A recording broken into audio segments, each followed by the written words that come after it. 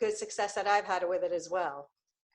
Yes, we are so excited that we have Laura Coolers here, and she's very cool. Thank you, Dr. Um, Becker. she's the coolest, and she's going to share with us today. We're going to have a nice focused session. So a lot of these webinars, I'm like, wow, there's so many tools, but I get overwhelmed. So this is really nice because we can just really focus on a tool that Laura has a lot of experience with and that she finds pretty easy to use. Which is a great thing for us right now because we don't need things that are complicated. And it's a great way to communicate with your families in their native languages. So we are going to get started. I just a couple ground rules for the Zoom call. Make sure you stay mute. Make sure your video is also turned off. We are recording this session for other people in TESOL to be able to enjoy it later. So that's why we want to protect your privacy by having you keep your video off. And at any time that you have a question, just use the chat feature. I'm going to be watching it the whole time. Laura number 1 over here. I'm Laura 2. No, you're Laura number 1. No, you're Laura number 1 because you're the one who actually knows how to use talking points, and I don't. But I'm going to learn. Laura number 1, she's going to stop at certain intervals and invite questions. So we want to make sure you leave in about 45 minutes or so with a real good sense of how to use it and jump into it.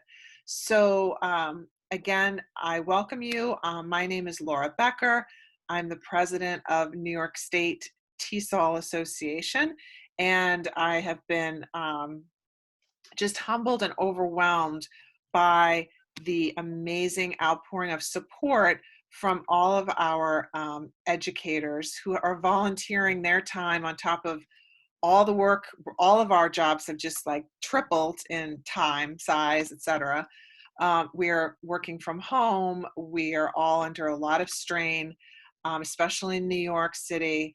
And we are just so, I'm just so grateful for all of you sharing your knowledge with your fellow educators. It's been a great source of connection and support. So if you're not a member, I'm going to ask you to join. It's only $20.20 right now to make it really accessible for everyone. And I'll be putting a link into the chat box. Hopefully you will want to join. And now I'm going to turn it over to Madam Laura Coolers, Laura numero uno. And I will go on mute. I'm going to also stop my video because I find Zoom in the afternoon, it's got overload. So it'll take some bandwidth away and we can focus on Laura's presentation. So thank you all so much. Thank you so much, Laura. I want to thank everybody for coming here. And as Laura said, we've all been bombarded with so many new technology features that we're all trying to learn in a short amount of time. And the nice thing about Talking Points is that it is pretty easy and kind of intuitive to use. So I am going to start. This is an introduction. So I just want to give you a little bit of background. So I don't know if you see, Yes. Oh, is it? Oh, I made it. One. Oh, I'm going the wrong way, right? Thank you, Laura. No problem. What I'm here for. Okay. So I actually went forward. So we started using Talking Points back in 2017. I work for a small district in Westchester. We have different kinds of, we're lucky in this area that we have different kinds of ELL groups.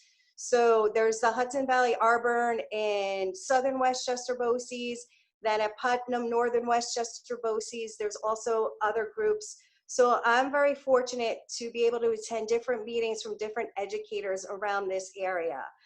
And at that point, they had a meeting and the founder of Talking Points was actually at the meeting and she was explaining the program. Also at that time, he was then the superintendent of Elmsford, Dr. Joseph Ricca was there, and he told us all how he used this program and he used it, and how much he really enjoyed it, and that it brought a lot of family engagement about. So I was very, very excited after seeing this um, presentation there. And so I went and I talked to the people that I work with, and my supervisor said we could pilot the program. So we started using Talking Points in September of 2017, and we signed up for the free teacher version. So one concern that there was about everyone is aware of the Ed 2 law about the personal identifiable information.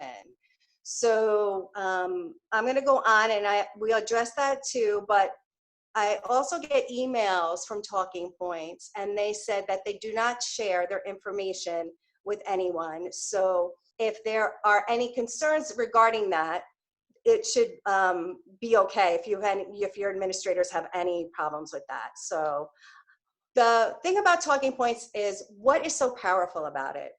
In a nutshell, the reason why it's so powerful is you type a message in English, it goes to the person as a text in that language that you select for them. They write back in that language, and you don't have to know it, and you get the message back in English. And they never have access to your phone number. It assigns a random number. So a lot of teachers, and I think they're wonderful, they have no problem using their personal number. I personally do have concerns about that. So this is a really safe way to communicate with people. The other really nice thing about it is that parents don't have to download an app. So for example, some families might not have access to a data plan, or they might not even have a smartphone. They'll get a regular text that they could write back to. So this enables other families who might not have access to certain technologies to also participate.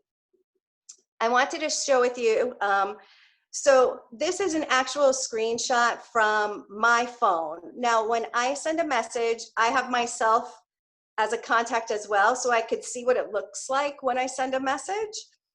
So I see, so you could see up here, I think I'll use this here. So it assigns this random number from Talking Points. This is not my phone number. So when they get a message on their smartphone, it looks like this. So this was a message I had sent out, and this is what it looks like. Okay. I'm going to try and do this now. So when you're searching for Talking Points, make sure you realize it's PTS is what you look for. If you type in points the regular way you spell it, you might not be able to see it. So I'm going to click this now and hope this all works right. So this is their actual website, if I did this correctly. I'm learning all this new technology as well. Okay.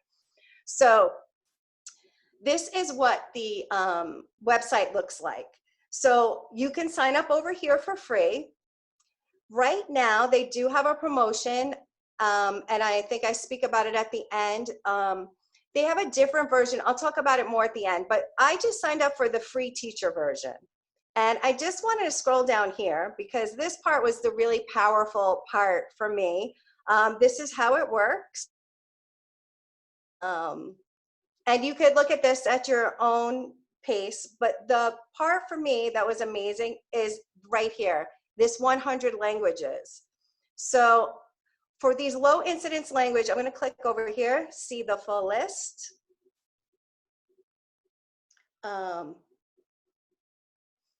So over here, look at all these languages that they do. The other thing about this is it's nicer than, for example, just using Google Translate, because we all know, we love Google Translate, but we know sometimes it doesn't get it exactly right. The thing about this program is they have actual people monitoring and going over the translations. That's what makes this different than other translation tools that you may use. And And even still, sometimes it is, you know, if you look back, it is a little, you have to sometimes know, but it's a little bit better than Google Translate, which is nice. So this is really cool that it has all these languages. I'm going to keep going on here, and let me see. I do see something in the chat here. Let me just look over here. Yes, to Vanessa, yes, the translation is instant. It's really cool. Oh, and I don't know about this language. So another thing you could do, Luisa, is if you sign up, you can contact them and ask them. They might not know who needs those, you know, which languages people are looking for. So they definitely are responsive to people contacting them. Yes, and I will have Dr. Becker share the link to my slides. Okay. All right. Let me go click back over here. I was just going to So, comment, yep. Laura, as you were presenting, that one of the things too with Google Translate is you'd have to, let's say I wanted to text a family, right? I would have to put it in English, translate it, copy, and paste it. Whereas this is doing it for you, right? So let's say I have a class of 25 people and I have 25 different languages, right? So you'll Yes. really explain that, but I think that's another really No, amazing. and I'm actually glad you brought that up. So you can text your whole class the 25 in the 25 languages, and that's what is amazing about it. So you type in your message in English, you hit send, all those 25 languages go to those 25 people in their languages. They write back in those 25 languages and you get it back in English. So you're right. It is instantaneous, and you don't see any of the back end of it. Everything on your end is in English. So that is a really great point. Thank you for bringing it up. Yeah, that's amazing. Yeah, it is. It's really amazing. I know I sound a little bit, yeah, I am just really enthusiastic to use it. So when you add the context, I'm going to show you the next slide, but when I did it, our data person, the technology person, helped me set it up. He exported the information I needed in an Excel spreadsheet, and it was easy to upload it so that I didn't have to do each individual student. And obviously it depends on your caseload or how many students you interact with, but there are different ways to do it, and I'll show you next time. The other thing, when we do it,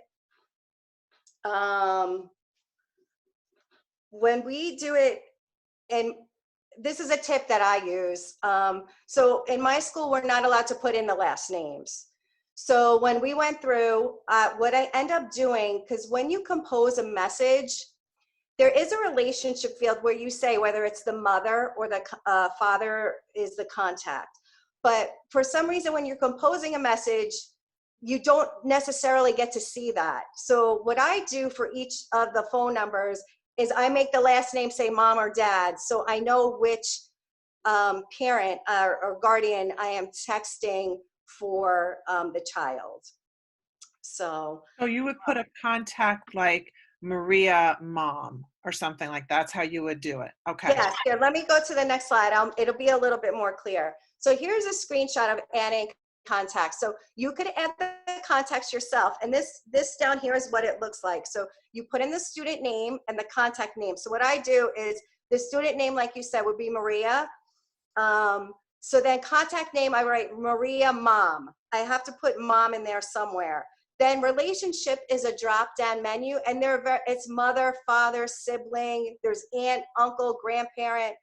And then here's the cool thing, all those languages, you click on it and you select it, and all those languages pop up and you pick that language.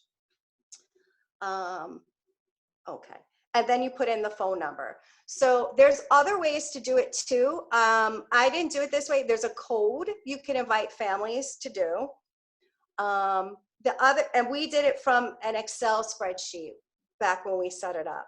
And this is a cool feature that I didn't try, but you can import it from your Google Classroom. So that might be an option. I know my school has just recently moved to Google Classroom. And I know a lot of us are teaching that way. So that's another way to do it. Let's see. So initially, when you set up all the contacts, Hmm. you're going to always you use the student name plus mom or dad or aunt or whatever. Okay, and so you Yes. actually are just, so it helps you know which kids. You don't have to remember the parent name. All right, that's a good tip. And then you're associating the home language as you set up the context. So those 25 kids, 25 languages, that's where you never have to think about it again, right? Because you've put it in with the contacts. Okay, got it. Correct. And another nice thing that I don't think I have a slide on it, but when you get a message back from a family, you see it in English, but there's another spot on the computer program. You could see the original language. So you could click on it and underneath it, you see. So for example, I know just a little bit of Spanish. I don't know very much Spanish. So, but when I get something and I don't really understand it, I'll click on it. And then, for example, in Spanish, sí means if and yes. So a lot of times the message will come through and it will say if, and you think they're asking you something, but they're really saying yes to you. Mhm. So you could look and see. And like I said, for the other, languages, I don't know them obviously. So clicking on that wouldn't help me, but it depends on your level of language knowledge that could be helpful to you as well. Is there a limit on the number of contacts that you can put in, or you can have a large number? That's a great question that I don't know the answer to because we are a small district. They also have a paid version that I'll talk about. I don't know that much about it either, but that hooks into your school district data reporting system, however that works. So like we use eSchool data. So you could pay for the school district one and it ties into your eSchool data. So then that would be, you could contact every kid in your school district. And right now they're running a special that it's free till the end of the year if your school district wanted to set that up. As I said, we don't use that, so I don't know. But if you have a big L population, I don't see why you wouldn't want to use that. It seems like it would just make everything easier that way. Okay. Yes. So when you compose a message, that's what we said before. So you can pick, if you want to just pick one student, you could pick one student. If you want to do your whole class, you could do your whole class. Or if, there's just some certain kids you need to tell something to, you can pick those children. So I hope this goes okay. I made a little video and let's see if this will work. I just wanted to show you quickly how to do a message. So you would select your recipients, and I'm not going to select anybody here. And then you would type your message here. So I'm just going to write, "Dear families, please view the attached assignment." Yeah, they have suggested messages, and if you saved any messages, but here's another cool thing. If you want, you can embed a link right here yourself. If you had a YouTube video you wanted to put in, or you could add a file. You can add an image or a video. You could add files from the Google Drive. You can choose an emoji, and then you could add a poll, which I don't really have that much experience with. But I am able to just embed the YouTube link right there. So, and I see Luisa's question in the chat that I want to address, and it's a great question. So the very first time when you send a talking points message, talking points actually has a little disclaimer, and it sends it to you like you are giving permission. By responding to it, you're giving permission to use it. So the parents, by writing back to you, are giving permission. That's how that is addressed in the talking points. So the very first message that you send is a standard message from talking points saying that. I hope that answered your question, Louisa. Um, so I never suggest that the parents use the app. I think that um, that's a choice if you want certain things on your phone. So if a parent wants, they can download the app. Talking Points themselves asks the parents to download the app. I don't feel it's my place to tell you you should get this on your phone. But here's the little picture for what the logo looks like. But the cool thing that happens when they do download the app is parents can send you attachments and things like that. So this was a message I had sent out. And as I said before, I made a video, a read aloud. I teach elementary, my building is kindergarten, first and second grade. So I did a read aloud. And if you're in that age group, you know about all the Mo Willems books and the pigeon wants a puppy and all the pigeon books. So I did a read aloud of The Pigeon Wants a Puppy. And this is what the link is. So I asked the kids, and I sent this as a message to my students, write about their favorite part of the story. So this went out to all of my first graders. And this is the really cool part. So this is what it looked like. And when I show you this, this makes you know why I love this program so much. So I got a message back from one of the moms, and this is what I got back. Now, how amazing is this? They did the assignment, they wrote about the story, and then the mom took a picture of it and sent it to me. And to me, that is making technology work. And I was just, when she sent me this, I was so happy. Now, I have the app on my phone so that I could get the messages whenever. I personally do not type well on the phone. So whenever I get a message, I come back and I sit over at the computer, because if you ever got a text from me, you would be like, what is taking you so long? I can't type well on the phone. So I go over and type on the phone. This is what, I don't even have an iPhone. This is what my phone looks like. So it's right on the face of my phone, and here's my Talking Points app. So I tap on it, and then I see screens like this. So I have a class feed. So this is what I sent out to everyone. And you know, this is a really nice thing, like just a quick thing, like, you know, we're going to be sending emails. Which is a better way to contact you, this way or an email? Because, you know, some people don't want their phones beeping all the time, or some people don't want all of these emails. So, and it was really nice, because then, you know, you can see what families want, and you could address their needs as you see fit. So this was all the slides I had prepared. I'll answer any more of your questions, but I did want to, as I said before, there's a paid school district version. So as I said, if you have a lot of L's, this might be a good option for you. But this is our third year since we've been doing it, and there has been such an increase in parental involvement.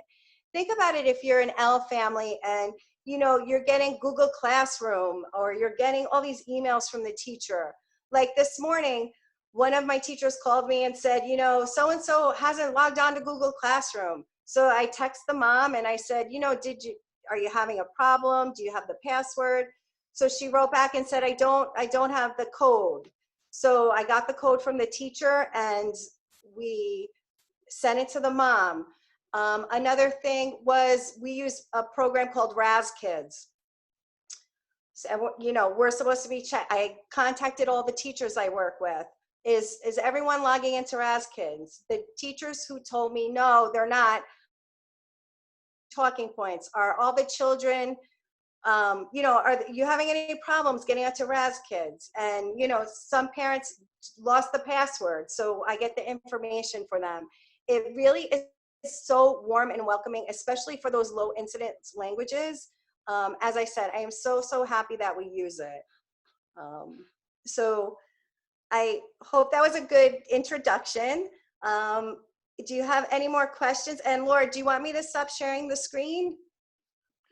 No, I think it's good to Okay, on in case there's something people would like to take a look at again, and okay. walk back through. So let's take a moment for you all in the chat, which is in the black toolbar at the bottom of your Zoom screen. If you want to open the chat, if there are any questions you have about how this works or how Laura has used it, or any suggestions or thoughts, I'm going to give you a minute or so to come over to the chat area, which would be great to see how people think they might use it, or if any of you use something similar, what the challenges might be, or any of your suggestions or ideas are welcome to post into the group chat. So we'll give you a And moment. as I said, when you go over to, I'm just going to click back over here again, Laura. When you click over here and you sign up for the, sign up for free, I think you shouldn't have a problem at all doing it. And as I said, you just run it by um, your data people and the Ed Law 2 people. As I said, they said that, they don't collect any information, or they don't sell your information. So it should be an approved product to use, and it's easy to sign up and do it. And as I said, if you did want to do the school, here, I'll click over here. I don't really know. Oh, awesome, Karen. Thank you. So Karen just said in the chat she set up a test at home to another family member, and it was easy, free, and quick. Awesome. Yes, it does need to be cell phone numbers, because it doesn't work to a landline. It is because it is going through as a text. Another thing I wanted to mention is if you have a long thing to send, it only does 320 characters. That has something to do with texting, they explained. So if you have, sometimes we get like long email blasts, and my principal asked me to send it through talking points, and like I'll copy and paste it, but it won't do a large thing more than 320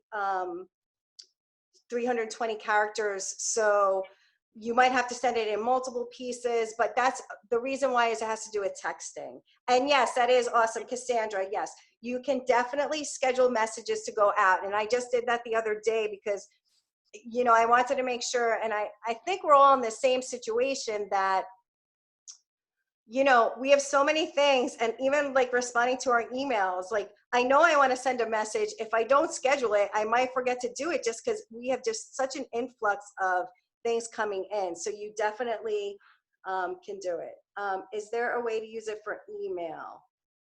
Not as far as I know. It really was a program set up to make sure people who didn't maybe have technology had access to translations. Like I said, you don't need to have a smartphone to use it. So if for some reason you just have, no data plan or not a smartphone, you're still able to send a text and communicate with people.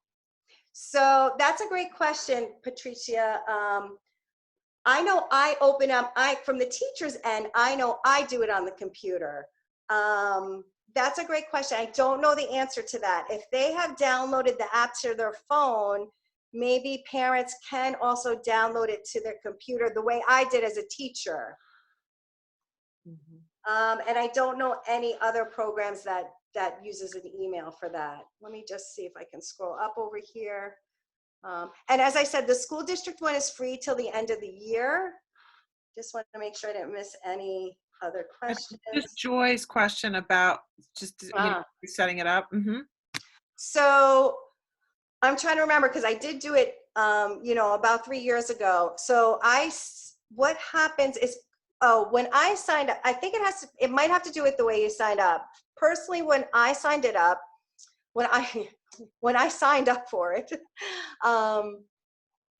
there's a way you can log in, and I linked it to my Google account.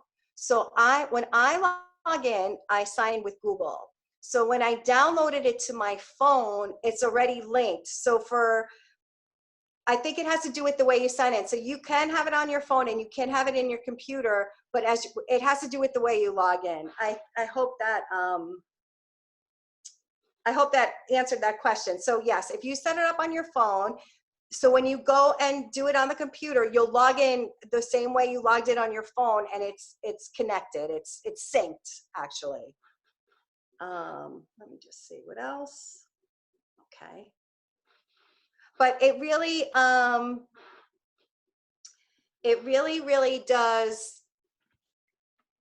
As I said, we've been using it for 3 years, and I've noticed such an increase in parental involvement. Families that would like have hardly anything to do in the school setting, they'll reach out to you. And oh, and another thing that we did that is awesome and helpful, we set it up for our school nurse. So she was having difficulty contacting people, and we set it up for this with the school nurse, and then they write back to her. So it really, yeah, it's really, think about it. If you're not fluent in the language and you have to call the school nurse needs something, it's very difficult for you. So it is a real way to have families have accessible ways to talk to the school. Oh yeah, absolutely. I mean, I don't want to call the nurse myself. And I mean, just to be able to text, it's amazing. But have you ever had it used with directly to students, or is this only ever used with families? So as that's a great You're working question. with young learners. I work with Older. kindergarten, first and second graders. So I think the intent of the talking points is to talk to families, but once if it's a high school student, I think at that point you are contacting the student directly through it. Mm-hmm. That's a great question, and I would have to talk to my counterparts up at my middle school and high school to see if they talk to the families, or maybe they talk to the families and the children, all of them. So you could, for example, put in a contact Maria and Maria's mom as both contacts off your class. So let's say it's a high school student, that they would get it and their parent would get the message, like with two different numbers. Yes, actually, you are absolutely correct, because I had a family like that. Like the mom and dad were always working, and they had a brother who had graduated. He had just recently graduated high school. So I do text the brother as well as the mother and father, because they're always busy working. So that's a way to get that family involved. And the brother has actually texted me asking me for help. How does so-and-so get on the Google Classroom? So yes, correct. Would you have an idea of like a good welcome message? How do you first start this up? Because I would think it's actually kind of hard to explain even to the So actually, yes, you're initially, right? How do you first even get them to understand what it is before the thing is working and translating for you? So that's actually what Talking Points does. So the very first message, it says, "Hi, I'm so-and-so's teacher. I'm going to be using Talking Points. It's a way for us to communicate. You can text back to this." So the very first message, Talking Points explains how it works. So yeah, you don't have to worry about that. That's great. Yeah. That's really cool. Yeah, I love all the comments and the ideas. If you all in the chat box, if you do have any other suggestions or questions, no matter how big or small, to ask Laura about her use of talking points, definitely put it in the box. And I'm also going to drop into the box our website. We have all of our upcoming webinars. I'm going to be posting them on Monday mornings for the week, and on a weekly basis. We'll continue to have a lot of great webinars and conversations. So I hope you can join in again on another topic. And if you have any other topics that you would really love to see us do a webinar on, if you would like to just put it into the chat box, we are looking to meet your needs. So if there are additional ideas, suggestions, and we welcome everyone. New York is the world, so we love everybody. We're glad you're here. Any other topics, please share them. I was just wondering, yeah, and we're going to post this. This is being recorded, and I will have it up. So if you go to our new website, which I'm very excited about, it's still, got some little spots that I got to fix. But if you go to our website under resources, webinars, there's a link to everything that has been recorded.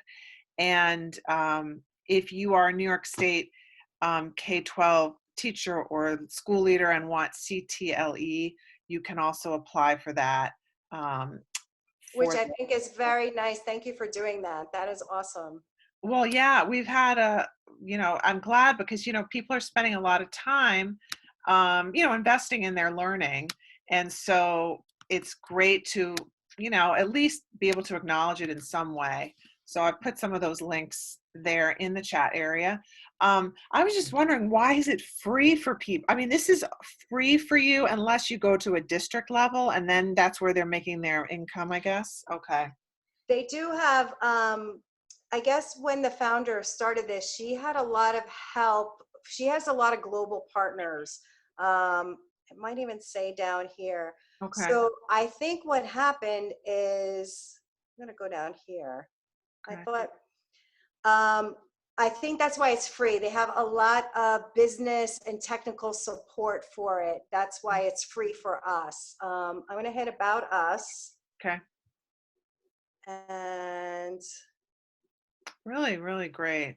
they have all this funding. See, all these people funded them. That's why I think that's why we get it for free. Nice. That's great. Yeah. Like Nick Yeah.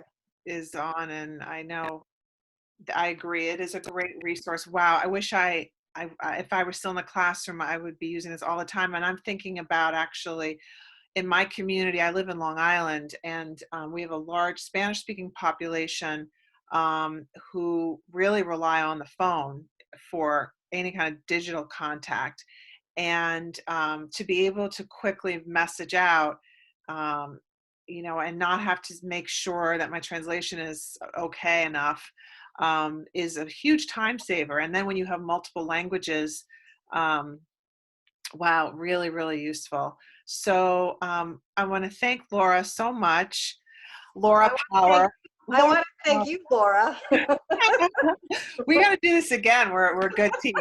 Yes, I think so too. Thank you. You did a fabulous job, and I think we feel pretty comfortable. We all want to go try it. In fact, some people are already trying it with their family. I think I might do that too.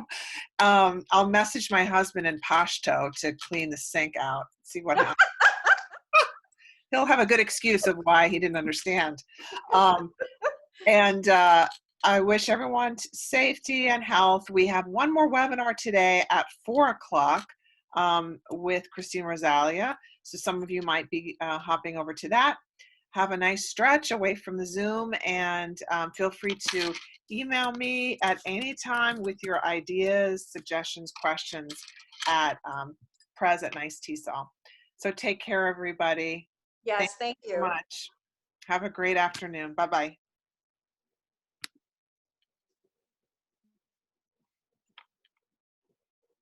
All right. Great job, Laura. Thank you, Laura. And I'll share the slides